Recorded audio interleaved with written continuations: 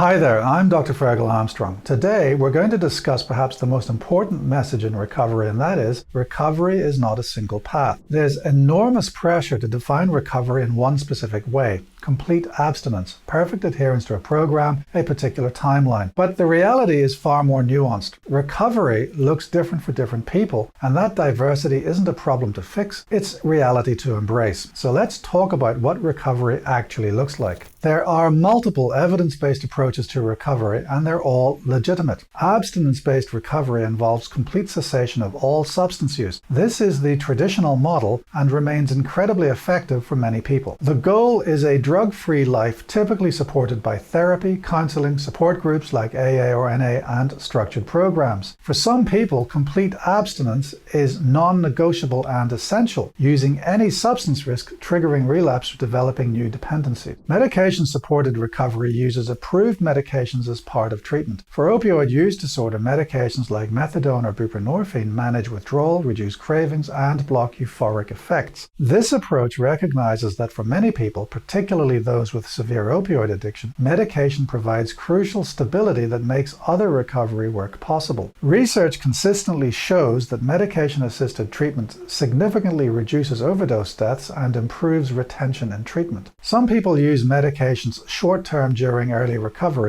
Others benefit from long-term or even indefinite medication maintenance, and both approaches are valid. Harm reduction focuses on minimizing negative consequences of substance use without requiring complete abstinence as the immediate goal. This includes needle exchange programs, supervised consumption sites, overdose prevention education, and naloxone distribution. The philosophy is meeting people where they are and keeping them alive and safer whilst they work towards whatever recovery means for them. For people who aren't ready or able to stop using entirely, harm reduction saves lives, and importantly, engaging with harm reduction services often becomes a pathway to more intensive treatment when people are ready. Regardless of which recovery model someone follows, certain elements consistently predict success. Safety is foundational. Physical safety, stable housing, not living in active using environments, access to medical care. Emotional safety, freedom from abusive relationships, trauma-informed treatment, psychological stability. Safety from overdose, whether through abstinence, medication, or harm reduction strategies. Without basic safety, sustainable recovery is extremely difficult. Stability matters enormously. Employment or meaningful daily structure, financial stability, even if modest, consistent housing, regular routines, reliable support systems. 2025 federal policy in the US has emphasized recovery housing and job training programs because the data is clear. Stable housing and meaningful employment are among the strongest predictors of sustained recovery. Research shows people who stay 6 months or longer in recovery housing have significantly better substance use outcomes. Meaning and connection are often underestimated but absolutely crucial. Connection to other people, family, friends, recovery community, faith community. A sense of purpose, work, volunteering, creative pursuits, caring for others. Identity beyond addiction, reclaiming or discovering who you are outside of substance use. These psychological and social elements give people reasons to sustain recovery efforts even when it's difficult. Recovery isn't a straight line. It's a trajectory with progress, pauses, and setbacks. Progress isn't constant. Some periods you'll feel strong and motivated, clear-headed. Other times you'll struggle with cravings, doubt, exhaustion. Both are normal parts of long-term recovery. Groundbreaking 2024 research from NIDA showed that reducing use, even without achieving total abstinence, is associated with meaningful improvements in health markers. People who transitioned from high use, 5 or more days per month, to lower use, 1 to 4 days per month, showed lower depression, reduced craving, and improvements across legal, family, social, and psychiatric domains.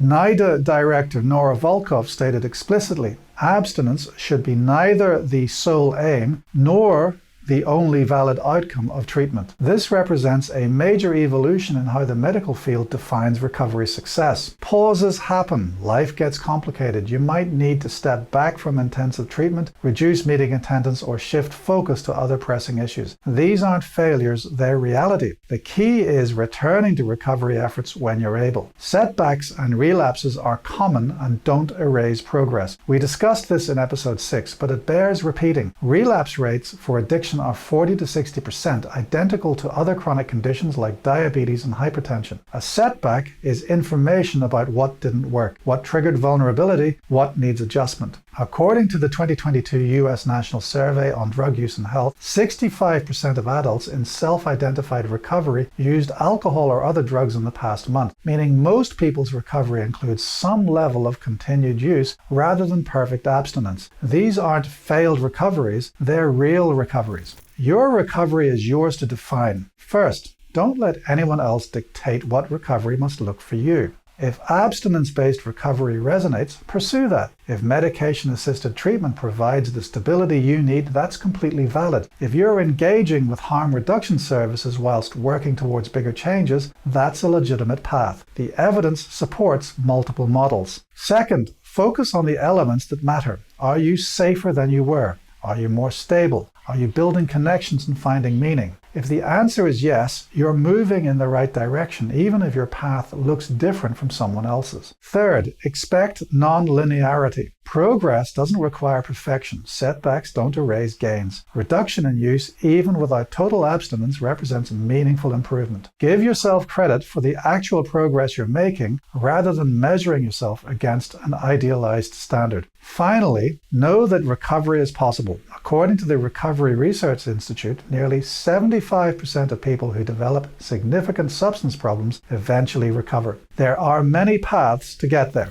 Recovery is personal, valid, and possible. There is no single right recovery. Whether abstinence-based medication supported or harm reduction focused, what matters is safety, stability, meaning, and connection. Progress isn't linear, and that's okay. This concludes our 10-part series on addiction foundations. Thank you for listening. I'm Dr. Fergal Armstrong. Stay well, and remember, recovery looks different for everyone, and every path deserves respect.